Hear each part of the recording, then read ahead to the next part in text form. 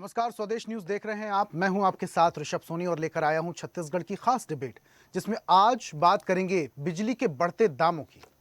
छत्तीसगढ़ में बिजली के बढ़े दाम अब सिर्फ आर्थिक मुद्दा नहीं, बड़ा सियासी संग्राम बनता दिख रहा है। 1 जुलाई से लागू होने जा रही नई बिजली दरों ने आम आदमी की जेब पर अतिरिक्त बोझ डाल दिया।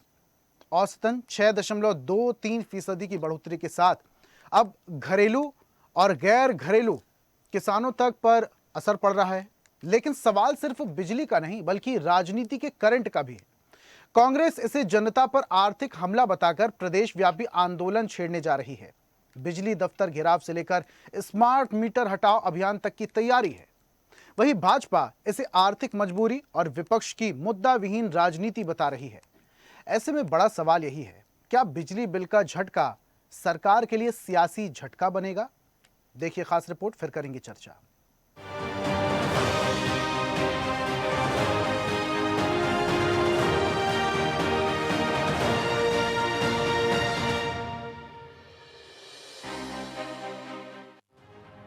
छत्तीसगढ़ के आम उपभोक्ताओं पर महंगाई की एक और गाज गिरने वाली है। छत्तीसगढ़ राज्य विद्युत नियामक आयोग ने वित्तीय वर्ष 2026-27 के लिए नई बिजली दरों की घोषणा कर दी है, जो 1 जुलाई 2026 से पूरे प्रदेश में लागू हो जाएगी। इस नए टैरिफ के तहत बिजली दरों में औसतन 6.23% की बढ़ोतरी की गई है, जिससे जनता का बजट बिगड़ना तय है। छत्तीसगढ़ विद्युत नियामक आयोग और अधिकारियों का तर्क है, पिछले समय में बढ़ी करीब 5% की महंगाई दर और बिजली कंपनियों के पुराने घाटे को संतुलित करने के लिए ये फैसला लिया गया है। जो विद्युत वितरण कंपनी ने जो यहाँ याचिका दी थी, उसमें लगभग 6300 करोड़ के गैप का उन्होंने अनुमान लगाया था। तो हमारा जो असेसमेंट हुआ है आयोग का, उस आयोग के असेसमेंट में लगभग 1662 करोड़ रुपए ही हम लोग मान्य किए, बाकी को डिसअलाउ कर दिया। तो औसत वृद्धि जो है पूरे टैरिफ में, वो लगभग 40-42 पैसे के आसपास प्रति यूनिट औसत आती है। उधर बिजली की बढ़ी दरों को लेकर कांग्रेस ने कमर कस ली है। कांग्रेस विरोध प्रदर्शन, प्रेस कॉन्फ्रेंस से लेकर खास अभियान तक चलाने की घोषणा कर चुकी है। पीसीसी चीफ दीपक बैज का कहना है, सरकार ने लगातार 5वीं बार बिजली दरों में बढ़ोतरी की है। ये आम जनता को लूटने का काम किया जा रहा है। वहीं मंत्री श्याम बिहारी जायसवाल ने पलटवार करते हुए कहा, कांग्रेस बहुत जगह हाथ पांव मार रही है, कोई मुद्दा नहीं है, इसलिए कांग्रेस सिर्फ माहौल बना रही है। लगातार 5वीं बार बिजली का रेट बढ़ाकर आम जनता पर अत्याचार कर रही है।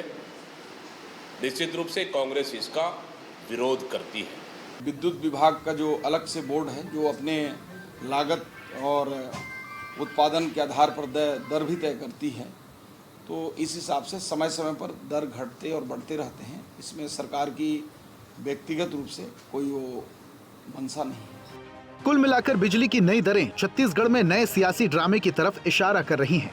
बिजली दरों में बढ़ोतरी के इस फैसले को विपक्ष यानी कांग्रेस ने एक बड़े अवसर के रूप में लिया है। कांग्रेस अब धरना प्रदर्शन के साथ साथ स्मार्ट मीटर हटाओ आंदोलन के जरिए सीधे जनता के घरों तक पहुंचकर सरकार के खिलाफ एक मजबूत नैरेटिव तैयार करने की कोशिश कर रही है, जिससे शहरी और ग्रामीण दोनों मोर्चों पर अपना खोया हुआ जनाधार वापस पा सके। दूसरी ओर सत्ताधारी भाजपा विपक्ष के इस आंदोलन को मुद्दा विहीन राजनीति और सिर्फ माहौल बनाने की कोशिश बताकर खारिज कर रहे हैं। देखना दिलचस्प होगा कि भाजपा जनता को इस आर्थिक मजबूती को समझाने में कितनी सफल रहती है और कांग्रेस इस जन असंतोष को अपने राजनीतिक फायदे में कितना बदल पाती है। ब्यूरो रिपोर्ट, स्वदेश न्यूज, रायपुर।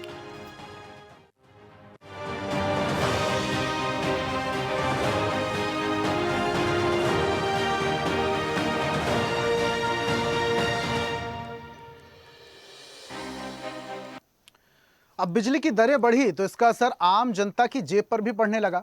लेकिन यह मुद्दा सिर्फ आम जनता तक ही सीमित नहीं है, बल्कि अब यह राजनीतिक मुद्दा भी बन गया है। इसी पर सियासी बहस भी हो रही है। विपक्ष आरोप लगा रहा है कि सरकार कहीं ना कहीं सरकार चलाने में नाकाम साबित हो रही है। वहीं सत्ता पक्ष का कहना है कि हर कुछ दिन में स्थिति के हिसाब से दाम बढ़ते और घटते रहते हैं। इसी पर आज हम चर्चा भी करेंगे। बीजेपी से हमारे साथ वात्सल्य मूर्ति हैं। वात्सल्य जी, बहुत स्वागत आपका। और कांग्रेस का पक्ष रखने के लिए हमारे साथ अनादि शुक्ला जुड़ रही हैं। अनादि जी, आपका भी बहुत स्वागत करता हूं और इस चर्चा की शुरुआत अनादि जी आपसे ही करते हैं। अनादि जी, जब आपकी सरकार थी तब भी बिजली के दाम जो है वो प्रतिशत में कुछ बढ़े थे, हालांकि ज़्यादा प्रतिशत नहीं था, लेकिन बढ़े तब भी थे। अब स्थितियां जो दिखाई दे रही हैं उस हिसाब से सरकार काम कर रही है। आप लोगों को क्यों लग रहा है कि सरकार नाकाम है? जी, बहुत-बहुत धन्यवाद आपका और साथी पैनलिस्ट को मेरा नमस्कार, दर्शकों को नमस्कार। देखिए, छत्तीसगढ़ एक पावर सरप्लस स्टेट है, हम सभी जानते हैं। यहाँ से बिजली सिर्फ छत्तीसगढ़ के उपयोग में नहीं लाई जाती, इसके अलावा महाराष्ट्र, मध्य प्रदेश, दिल्ली, तेलंगाना, पश्चिम बंगाल जैसे बहुत सारे स्टेट में यहाँ से बिजली बेची जाती है।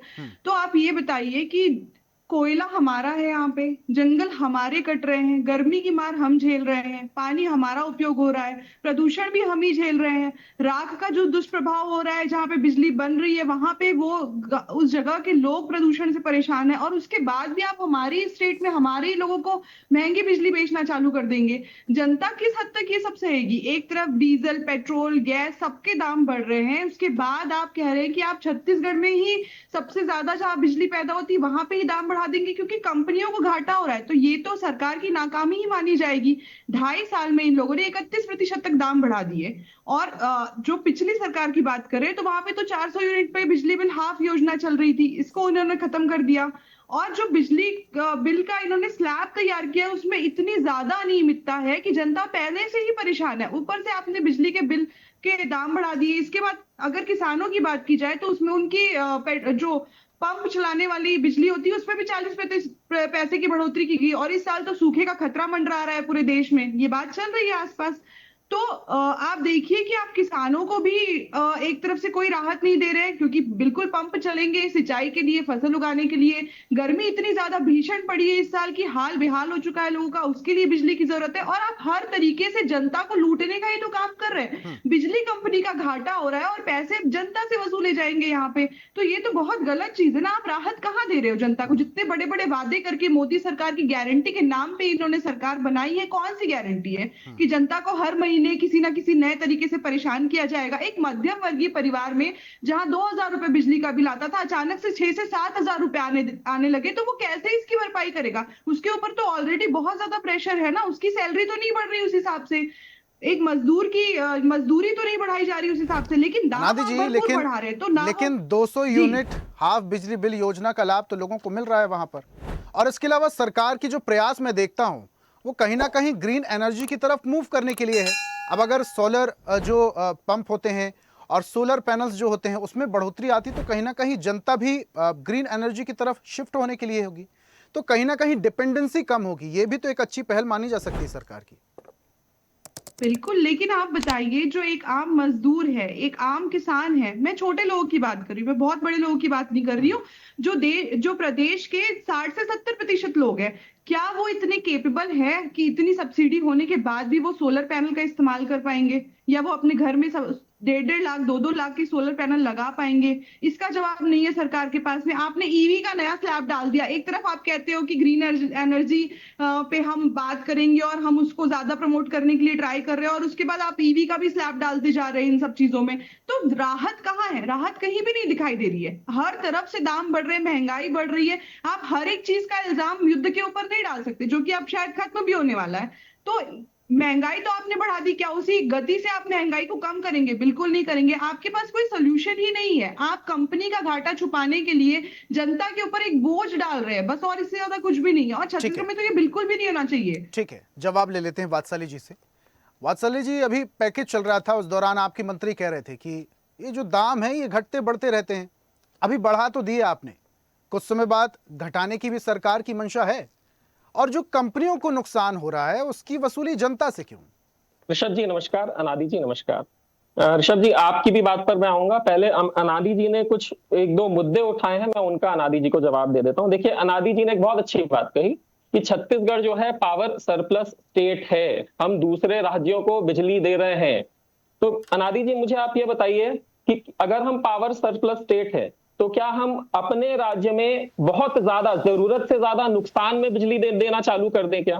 भाई, हमारे राज्यों में अनादि जी ऑलरेडी, अगर आप देश के अन्य राज्यों से कंपेयर करेंगे कि because we are a power surplus state, हमारे राज्य में ऑलरेडी इस बढ़ोतरी के बाद भी बिजली बहुत सस्ती है। अगर आप कंपेयर करें, ये कंपैरेटिव है। इसका कारण यह है जो आपने कहा अनादि जी, क्योंकि हम एक पावर सरप्लस स्टेट है, पहली बात। दूसरी बात, अनादि जी की चिंता बहुत जायज थी। अनादि जी ने कहा 60 से 70% लोग सक्षम नहीं है सोलर प्लांट लगाने के लिए या इतनी बिजली देने के लिए। ऋषभ जी, मैं आपको कुछ आंकड़े बताता हूं। हमारे प्रदेश में कुल जो है 14.5 लाख जो परिवार है वो बीपीएल के अंतर्गत आते हैं, यानी उनका जो मीटर रीडिंग है वो 30 यूनिट से भी कम आता है। 14.5 लाख ऐसे परिवार हैं और सरकार की योजना है कि अगर आपका मीटर रीडिंग 30 यूनिट से कम आता है तो पूरी बिजली आपको फ्री है। यानी ये 14.5 लाख जो परिवार हैं उन्हें बिजली पूरे तरीके से मुफ्त है। उसके बाद 26.5 लाख ऐसे परिवार हैं ऋषभ जी जिनका बिजली बिल 200 यूनिट से कम आता है। 26.5 लाख।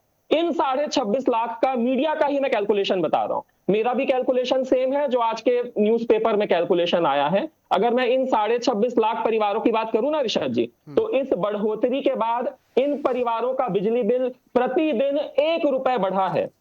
30 दिन में 30 रुपए बढ़ा है। प्रतिदिन का अगर मैं आंकड़ा निकालूं तो 1 रुपए बढ़ा है। और ये बीपीएल परिवार और ये 26.5 लाख परिवार, इन्हें हम मिला दें तो 85% होता है छत्तीसगढ़ का, जिन्हें कोई फर्क नहीं पड़ रहा है इस बिजली बिल की वृद्धि से, क्योंकि दिन में 1 रुपए बढ़ रहा है, 1 रुपए। दूसरी बात, इन्होंने किसानों की बात करी।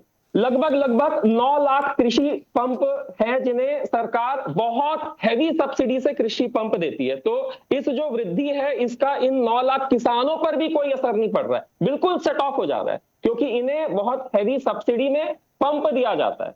तीसरी बात देखिए, ये है क्या चीज, ये जो हमने इस आयोग की बात की जो अनादि जी ने कहा है, अनादि जी आपके भी कार्यकाल में बहुत बार बिजली की दरें बढ़ी है और भूपेश बघेल जी ने नहीं बढ़ाई है, इस आयोग ने बढ़ाई है और ये आजादी के बाद से चला आ रहा है। ये एक नॉर्मल प्रोसेस है कि हर साल, 1.5 साल, 2 साल में ये आयोग अपना स्वतंत्र बॉडी है, संविधान ने इसे स्वतंत्र रखा है, बगैर किसी सरकारी हस्तक्षेप के ये अपने सुझाव देता है।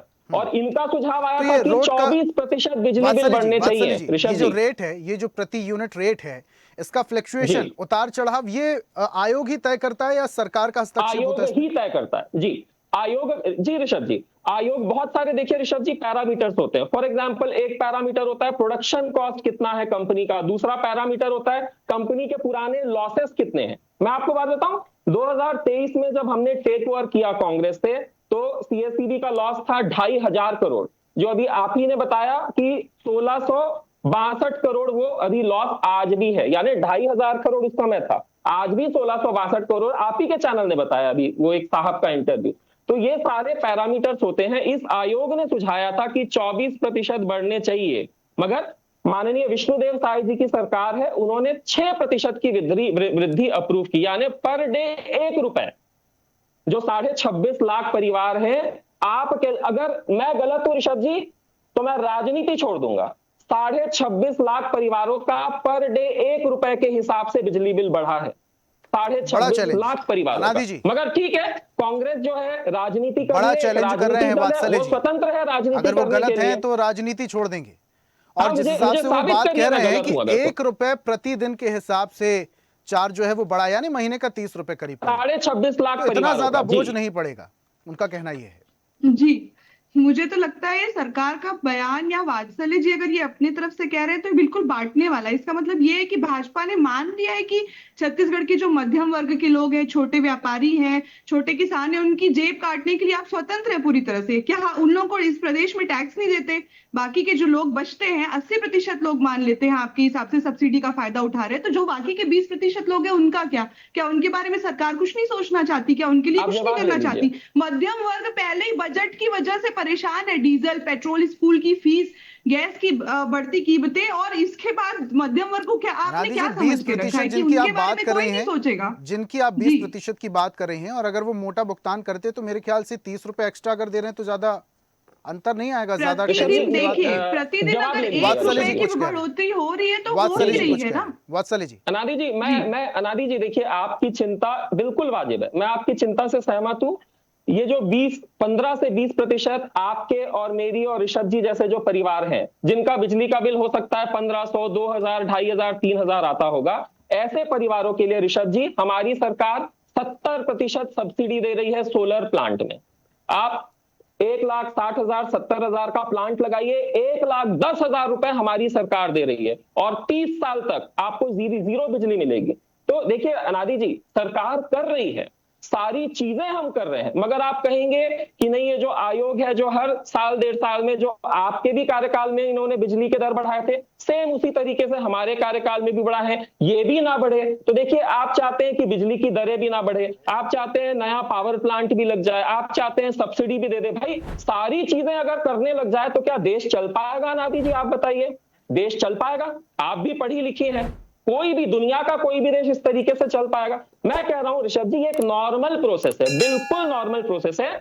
6.25 नहीं, अगर आप सब्सिडी को अकाउंट में करें ना, तो 3.65% इंक्रीज हुआ है रेट्स, 3.65। कांग्रेस के समय में तो 6.25% इंक्रीज हुआ था। अनादि जी, अगर सब्सिडी भी दे दो, फ्री बिजली भी दे दो, आधे रेट पे बिजली दे दो, सरकार कैसे चलेगी फिर?